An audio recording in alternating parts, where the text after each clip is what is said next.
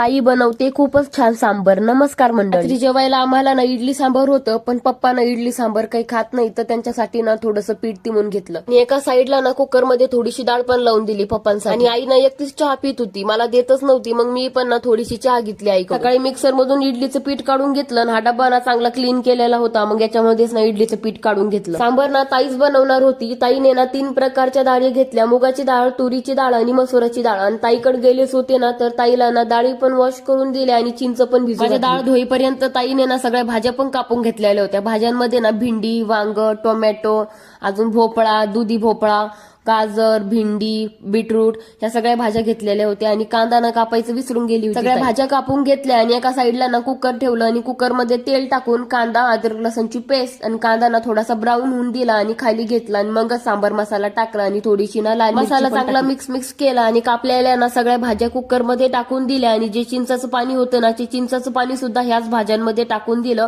आणि थोडंसं पाणी टाकून ह्या सगळ्या भाज्यांना ना 4 ते 5 शिट्टे होऊन कुकर मधल्या सगळ्या भाज्या ना शिजल्या होत्या. मग वरणामध्ये टाकून दिल्या आणि वरणाला ना चांगली उकळी येऊन दिली. सांबर होईपर्यंत आम्ही ताईकडेच होतो. मग ताईच्या इथे ना देवांना ना दिवा अगरबत्ती दादाने ना शाळेमध्ये डान्स घेतलेला आहे, तर जो डान्सचा ड्रेस आहे ना, तर तोच आम्हाला घालून दाखवत होता. खरंच खूपच छान दिसत होता. तर बनून तयार झालं होतं. आता इडल्या बाकी होते करायच्या. मग घरी आली, इडलीचं पीठ ना दुसऱ्या पातेल्यामध्ये काढलं आणि त्याच्यामध्ये ना थोडंसं मीठ टाकलं. इडलीच्या भांड्यामध्ये ना इडलीचं पीठ टाकून भांडं लावून दिलं आणि मस्त अशा फुगल्या ना इडल्या बनून तयार झाल्या. सांबर ना बनून तयार झालं होतं. लगेच प्लेट मध्ये घेतलं खायला आणि खरंच खूपच छान लागत होतं. तसं पण ना बीटरूट आपल्याला अलग असं खायला आवडत नाही, भोपळाही आवडत नाही, पण ह्या सांबरमध्ये ना याची खायला चव ना खूपच छान लागते. नक्कीच तुम्ही ट्राय करा. चला मग भेटूयात आपल्या नवीन एका ब्लॉग मध्ये. बाय.